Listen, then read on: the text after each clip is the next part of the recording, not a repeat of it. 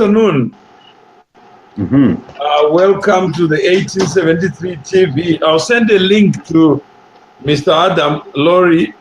Welcome to this platform. This is your first time to be here.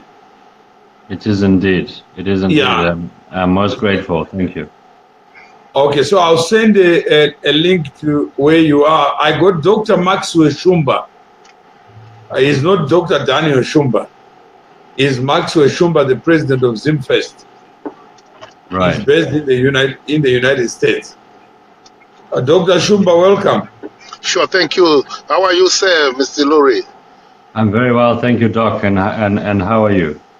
I'm well, thank you, and we appreciate you coming on the platform to discuss issues of national interest. Thank you so much. Absolutely, that's good. Thank you. So, we can start with Mr. Lurie. What are the key things that you think are missing? Okay, I believe the topic is white farmers. Are we correct?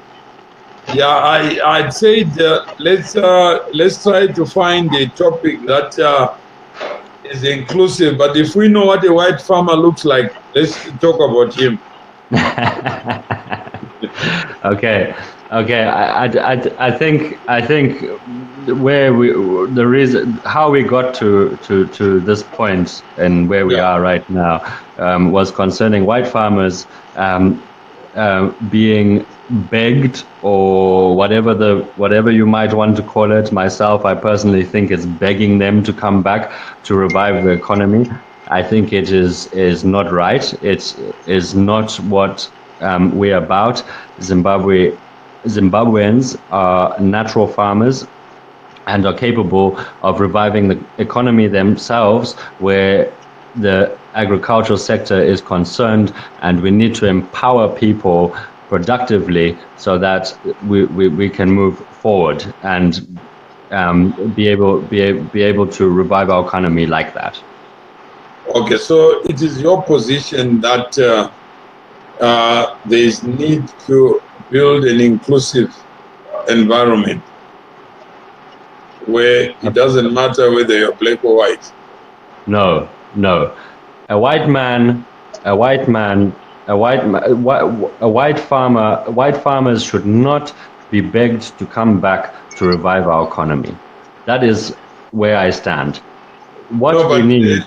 But the issue is that if you have an injury that has caused somebody to move from one address to another address, how best do you cure it without dealing with the demons of the past? Because these people did not just arrive in Zimbabwe because somebody caused them to. Some were born there, some lived, some had to cross oceans to come to where they are. So if there is no closure, there is no understanding, because the basis of land reform is that white people are thieves. They left Europe with nothing, came to Africa, and deprived blacks of their heritage. So absolutely. if white people are not dealt with as criminals, then other people will feel that the land ownership structure does not reflect the natural order of things. So how do we deal with this idea that whites don't belong to Africa, Asians belong to Asia, Europe belongs to Europeans? How do we deal with that idea so that we have a future that is stabilized? I don't know, Dr. Shumba, am I characterizing the problem? Yeah, you are, but I think what we have to recognize is whenever there's a situation, people tend to look for scapegoats. This conversation, this conclusion you are articulating could have been articulated at Lancaster House. Lancaster House was an opportunity for the parties who were involved on the white farmers who were part of the ruling party and the opposition, which was waging the war. They could have come up with a clear position that they were addressing the criminality of land ownership. It did not happen. In fact, it was not even presented as such. And on Independence Day, Ms. Robert Mugabe announced his reconciliation policy, and life resumed as normal. And the white farmers became part of the new Zimbabwe society. We know there were imbalances, but Mr. Mugabe never addressed those. And the land issue now, when we fast forward to 2000 and 1999, when some political outcome was not favorable for Mr. Mugabe, then the land issue became center stage. And we see it now again becoming center stage. I think, Dr. Shumba, yes, let's not Mugabenize it. Let's deal with the misconceptions, the mystery, the superstition, the speculation, the innuendos, so that we can deal with it and just choose Adam, not as a white person, but to discuss this issue that is deep-seated. Whether Mugabe is there or not there, there are people who genuinely feel that land in Africa ought to belong to black people. Yes, it is. That's the truth. Yeah. So there is that idea. And can I come in there? Can I come in there? Okay. There is no argument that Zimbabwe, within the Zimbabwean borders, belongs to Zimbabwe. There's no argument. But there is something called property rights, which are enshrined in the Constitution. So when we are talking of the white farmers, the central issue is property rights. Where did they own the land, or they did not? No, I'm saying is when you say, yes, Dr. Shumba, a white person who came in 1850 and arrived in Africa, Zimbabwe. And what do you call that person? Is he a Zimbabwean who has reproduced himself into an Adam? Adam has no idea of what we are talking about. And I don't think there are many people who have that idea of black-white. Yeah, but Mr. Mawere, there is a process of naturalization, citizenship, naturalized citizenship. When he arrived, he was not Zimbabwean. There was no Zimbabwe. Today we have Zimbabwe. Today we have Zimbabwe. Yeah. So along the way, there are some people who come tomorrow who become Zimbabweans. Who become Zimbabweans. No, so I'll just make naturalization and citizenship at birth are all recognized. No, I was just making the point. Yes. That the Constitution of Zimbabwe confers citizenship, not on the basis of color. Yes. It confers citizenship on people who want that citizenship. Yes. There are pathways to get it. There are pathways to get it. Yeah, but when you look at this relation between man and land, then there is now this issue of what is property, what is not property. Maybe Adam, when you look at land, what is land property to you? No. What is land to you? Land belongs to Zimbabweans. Land belongs to people who are from Zimbabwe, not the ones who came over on their ship and stole it from us or from you, because I wasn't around in that era. I was born after 1980. I was born Okay. after 1980. I'm not interested in those people who were born before that are white. Okay, because the blacks fought for a liberation to liberate us and name our country Zimbabwe. Okay, therefore they are Zimbabweans. Any old white farmer who was born 38 years ago is not part of Zimbabwe. Okay, and it is very disgraceful for our government to go over to Zambia looking for these people to bring them back to come and revive our economy when we can do that ourselves. And as far as I'm concerned, it's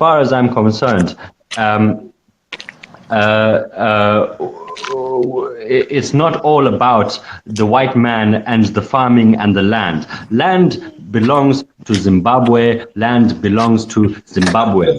So Adam, what is a Zimbabwean to you? A Zimbabwean to me is someone who is born after 1980. And if you are black, it doesn't matter when you are born. But if you are white, you are born after 1980 in Zimbabwe, then you are in Zimbabwe. Okay. And if your parents were born before? Rhodesian. Also they are Rhodesians. Uh-huh. And what would the Rhodesian look like? Just like anybody else. So how would you distinguish between mentality, Mr. Mutumwa, mentality.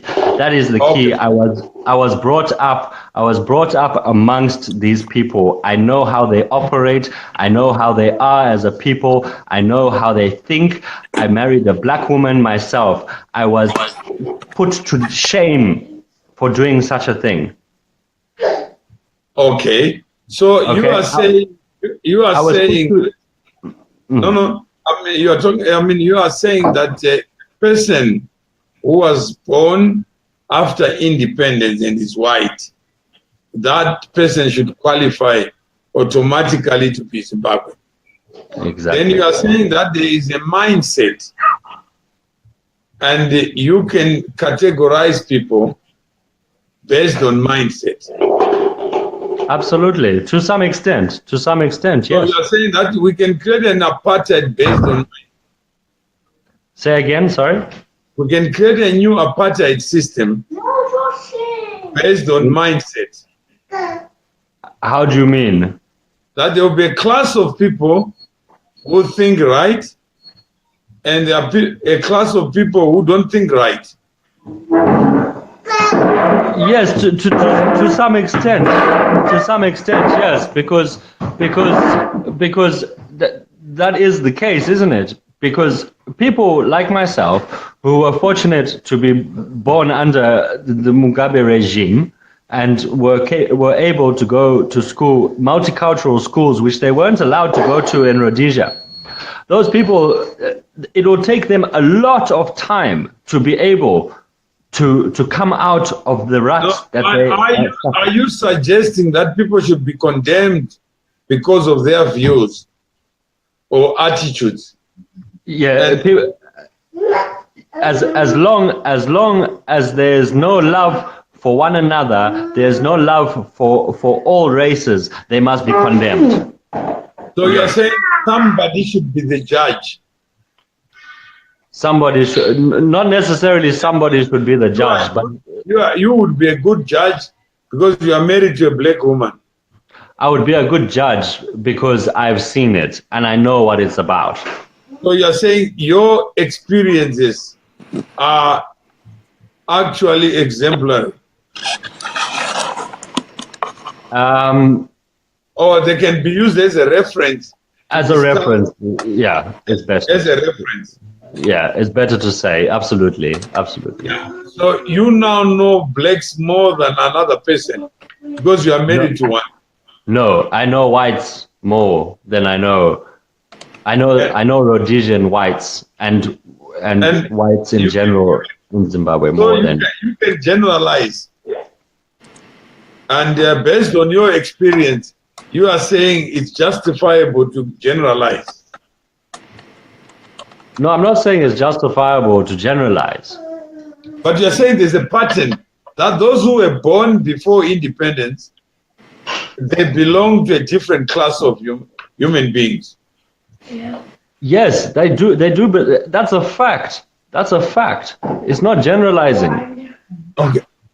Okay, it's a fact, and you can general. If it's a fact, you can generalize. If you put it that way, yes. Yeah.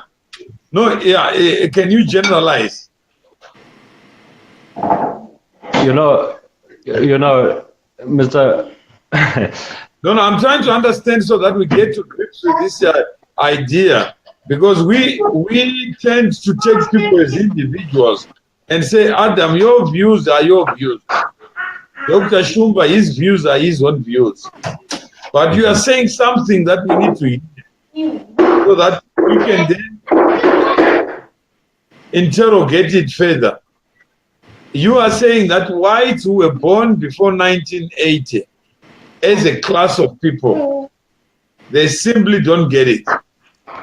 They simply do not get it. No, they don't. No, they don't. They don't get it. Okay, as a class. As a people. As a grouping. As a people. Okay, so we can generalize and say, if I ask you when were you born, and you told me I was born in 1970, then I can conclude that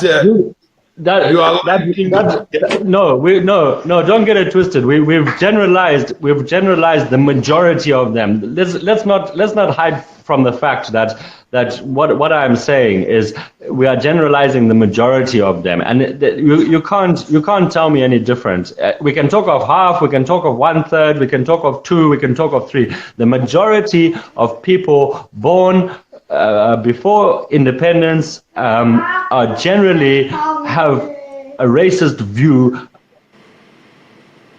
Fact, but it will only be up to you to decide where somebody born in 1970. It will be up to you to decide how you feel about that person once you meet them and once you've interacted. Let's not get things wrong, Mr. Mutumwa. Let's not get anything wrong. Growing up in your life, going to school, where you went to school, wherever you went, wherever you mixed socially or anything, did you have cookouts with Murungu? Did you have cookouts? Did you invite them to your house? Did they come and stay around your house from school over the weekends? But that goes even for blacks. I can only know so many out of 7.4 billion people or 7.3 billion people. It doesn't. Did you experience them coming round to your house? Did you enjoy? Did your kids invite their friends over from their private schools? Did they invite them over to come and stay at your house? I don't even have knowledge of it. You don't have knowledge of it. Because we lived different lives. But it doesn't. And even among blacks, I can also tell you that it was not a common life. Mr. Mutumwa, do you have kids? Kids? Yeah. What are their ages? 30, 20, 19. Right. Were you in Zimbabwe at the time when they were going through education? No. You weren't? Yeah. None of your kids went through education in Zimbabwe? One did. Right. Tell me now, did they have friends at school that were white? Yeah. Did they come to your house? I wasn't there, but answer my question, Mr. Mutumwa, please. Did they come to your house? Yeah. Now I'm saying I wasn't. Yeah, I visited people where whites and blacks were interacting. Did you have did your daughter or your child's parents ever come to your house invited? No, I said I have been out of Zimbabwe for the last 30, almost 30 years now. Okay. Yeah. So I have no personal knowledge, but all I'm saying is that it didn't occur to me that the issue we're trying to deal with is property rights. What Dr. Shumba was alluding to issue of property. That when you have an object of value and the relationship between the object of value and the natural person, if I don't respect a person's relationship with property, however he acquired it, and even the policy of the Zimbabwe government speaks to the compensation for improvements. So what was happening in Zambia, they were talking about how do we deal with this issue of improvements, because the land that was there, native land, did not have irrigation pipes, did not have fence and gates and houses and whatever, infrastructure. What happened during the land reform, what was affected was not just the land, the object called land. It also encompassed other assets on it that were never compensated. So how do we deal with that issue? Do we say it's part of the inheritance? A person has worked hard, created value, built a home, whether 3 bedrooms, 5 bedrooms, that's where he was residing. Okay, so Mr. Mutumwa, let me tell you, I had a farm in Zimbabwe. Okay, Chegutu, 3,500 hectares. What was I supposed to do? What was my family supposed to do with 3,500 hectares? Not even half of that was arable, yet we still had it. Okay. Second of all, okay. Let me get to where you're coming from. Let me get to where you're coming from. So second of all, you talk of what was taken. Yes, land was taken. No problem. You're talking of compensation for goods. Yes, we lost 13 tractors. We lost 24 chicken sheds. Therefore, I must be compensated for those chicken sheds and everything. Quite frankly, it's so far gone that I would rather the people from Kukuruunde get compensated than myself. Okay. All right. So let's get to I think where you are saying is when you get improvements, when you get, because nothing was created in its native form as value. So you build a chicken, whatever, house, and you then, whatever you've put into that infrastructure, it is something of value. Yeah. And if it's something of value, how best can that value be recognized and be compensated? Because it didn't come from heaven. It's up to the British government to compensate us. It's not up to. No, I'm saying is there is something of value. If I stepped into the farm today, I would find that there's a dwelling place. I would find that there's infrastructure in it. Yes. And I will be able to take advantage of that infrastructure. So to the extent that the land reform impacted on property that was created by these characters, call them white, call them half white or whatever, they ought to be given back their value. And if you look at the Lancaster House Agreement, it is up to the British government to compensate those people. No, it was never up to the British government. In fact, the policy of Zimbabwe government was that the improvements have to be compensated by the government. But the land itself, the land as created by nature or by the creator, is not going to be compensated. What was negotiated at Lancaster was that the land itself intrinsically would not be compensated for. Right. So that is the policy. So what then happened, the practice, the reality, was that the people were dispossessed both of the land and the property that they had added to the land. The infrastructure, yes, indeed. Yeah. And the question now they are occupied with is how do we deal with this issue?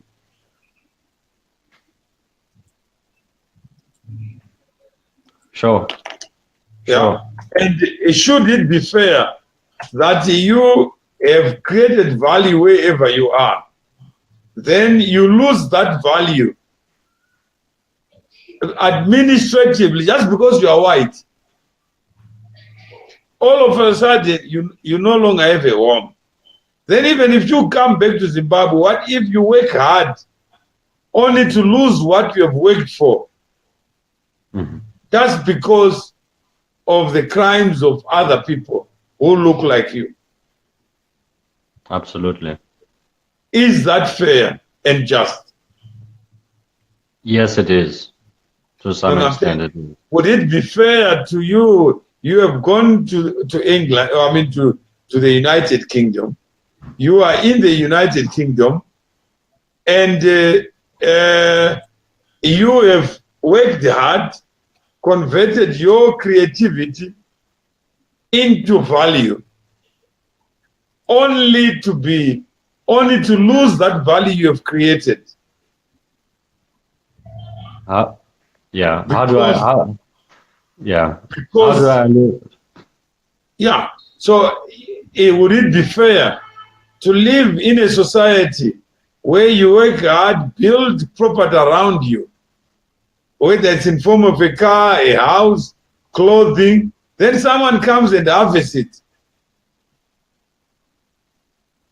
and says, because you are white, therefore you must lose. Irrespective of how you acquire that property. Sure.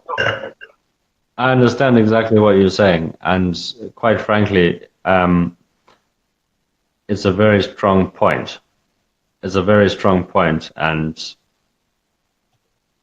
I do believe that you're onto something here. And it's something that I haven't really had a thought about. I've always mainly thought about the land and where it came from and how it was acquired and blah, blah, blah. I never really thought of the property and the infrastructure that was created throughout the years.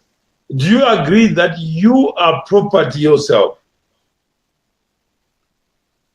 I'm a human. I'm a human being. In you have creativity, ingenuity, innovation that is inherent to you. Sure. Absolutely. That the way the design of the life that we live is designed so that the materials required to live it, you don't have to create them. You don't have to create a seed of a mango. You don't have to create an apple. You don't have to do anything. They are all part of the gift of nature. Sure. And you are born into this civilization. 100%. But you have to live it by working. Even converting an apple into a juice. When its juice is no longer apple, it becomes value in motion. So I can't just go and drink apple juice. And then they say, but because the apples are free, they were a gift to nature. Therefore, the juice must also be free. Yeah. Yeah? Absolutely. So there is a design of life. There's a blueprint of life that no white person left Europe with a promise that when you arrive, you get free goodies.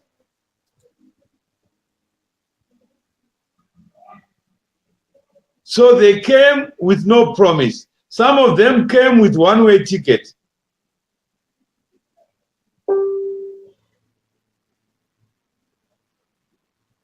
And when they arrived with one-way ticket.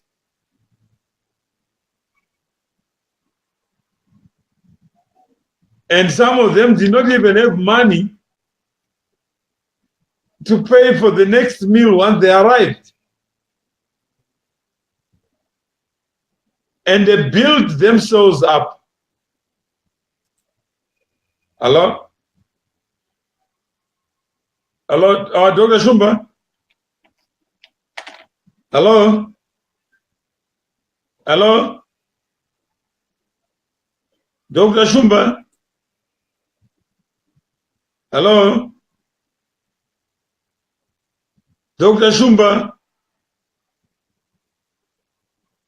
I'm trying to get hold of Dr. Shumba. Hello? So Adam and Dr. Shumba, they seem to have disappeared. So let me just check what questions are coming up. The guy in the middle, please loosen up. You're scaring me. So you are saying a black person and a white person born on the same day, 1970, the black person is Zimbabwean, but the white person is Rhodesian. Mr. Mutumwa say, with due respect, let's not complicate things. Let's deal with what's on the ground. Let's go into the gist of the matter, not to be struck in the past. Let's speak from now forward, and we make reference to the past. So that is the, but to get to the present, we need to understand the past. We need to be alive to the mischief of the past. We need to celebrate what the past brings. Yeah, man, they disappeared, and the rest is history.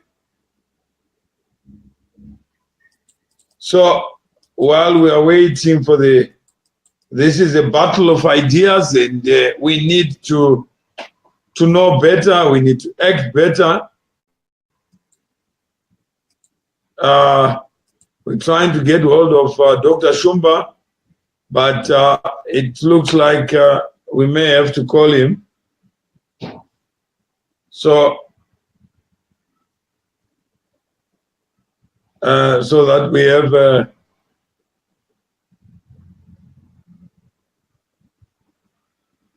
so Adam is disappeared.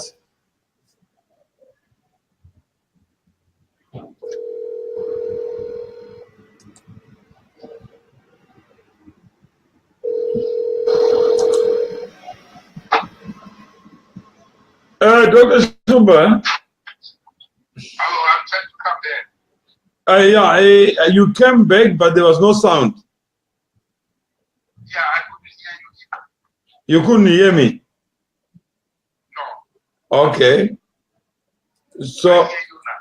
you can hear me now. Yeah, you are live. Yeah, I was trying to get hold of Adam, but it looks like he disappeared. Yeah, I think we can talk. I listened to what was said. Yeah. I think my take is evaluating the significance of his point. Okay. I think, yeah, his thoughts process is constructed on his observations of racism, rampant racism Yeah. amongst the white man. I think that was the key takeaway. Okay. It's for him, you cannot reward people whose acts are abhorrent. Yeah. Racism is abhorrent, right? Yeah. So that's where he's coming from. He can correct me, but that's what I got from him. Okay. So my response to him was, racism is abhorrent. It's illegal. Yeah. In the US, it's illegal. There are laws against racism. It's violating property rights are also illegal. Okay. Right? Property rights are also illegal. So there is an old adage, there is an old saying which says, you cannot right a wrong using another wrong. Yeah. In other words, you cannot take away someone, you cannot violate property rights. Okay. Trying to punish someone who is racist. Yeah. We have to deal with the issue separately. Okay. Not all white folks are racist. Yeah. I can give examples of Zimbabwe Yeah. who are white and who have done a great thing to me. Yeah. An example of prominent person is Roy Bennett. Okay. Roy Bennett. Roy Bennett. Okay. He's currently in Zambia trying to pick up the pieces of his life. He lost his property to Zambia, fighting for every Zimbabwean's right to self-determination. Okay. He is white. Okay. But he's not racist. Okay. So he is among other families who lost. Yeah. The former CFU president, Bob Swift, Uh-huh. lost everything. Okay. Mugabe's chief of staff, who is still chief of staff Zimbabwe, Yeah. currently is the owner of Bob Swift's former farm. Okay. And he was doing great things Yeah. for the farmers, the local farmers. Okay. Yes. So when we talk about the problems with racism and the problems with violation of property rights, Yeah. those have to be dealt with separately. And Okay. that's my message to Lurie. Okay. We no longer have him, but try to get hold of him so that because he's coming from, I think, what he can call radical economic thought. And Yes. So my question here is, if any nation is to prosper, yeah, there's no room for radical thoughts. that we need to understand that I think he did concede that his thinking has been shifted, and he hopefully is looking at the same glass as half full when he was looking at it as half empty. So, Yes. But now, I have no chance to weigh in on the actual issue of the invitation of white farmers to Zimbabwe. Yeah. From a standpoint of Ohio. Okay. What is the opposition? Yeah. Yes. Because what I thought is Dr. Shumba, we will have a discussion with parties Sure. so that we give, yeah, we take two, three, 4 parties Yes. and have a discussion where you can articulate your issue. Here we are just talking as a non-partisan, yeah, not even Zimbabweans, No. Yeah. because the relationship, this is a battle of ideas, and we want to popularize ideas rather than popularize associations within which ideas can find expression. No, thank you. And thank you for the correction. Yeah. It's all proper. This is Zimbabwe. Yeah. And my position is the white farmer issue Yeah. has been identified by the new government Yeah. as a problem, which Yeah. needs a solution. That's right. So what I don't see as a Zimbabwean is whether they have fully understood what the problem which caused, Yeah. what was the issue which caused this problem. Yeah. You can only address the issue Yeah. if you first acknowledge Yeah. what were the causes. Yeah. I don't know if they understand the cause. I'm not seeing it anyway. I see the pop-up example. Which cause? Go ahead. No, I'm saying is you're saying you have not seen what I think you were talking about. You have not seen the articulation of the problem statement. Yes, the problem statement. What caused this? Why are these farmers exactly? Yeah, I'm saying is the fact is, yeah. I think if we look at the back end, you may find that the individuals in the face of a new reality. Somebody may say, why is Professor Moyo in Kenya? Yes. But there are circumstances, in fact, that have produced this outcome. And there are human beings who have invested in the outcome being what it is today. So I think we can deal with the individuals concerned. Like we at Adam, it's better that we then understand why he is so angry with other whites, because he may believe that by marrying a black person, he's actually become half black. Don't be cruel, sir. No, I'm saying it's possible that what we are considering to be black need not be black. Yes. Yeah. So we can't monopolize the definition of what it means to be.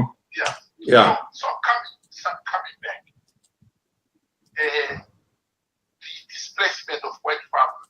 Yeah. Which are widely reported. Yeah. Some are myth, some are reality. And I think they are starting at the end of the pipeline, not at the beginning of the pipeline. Yeah.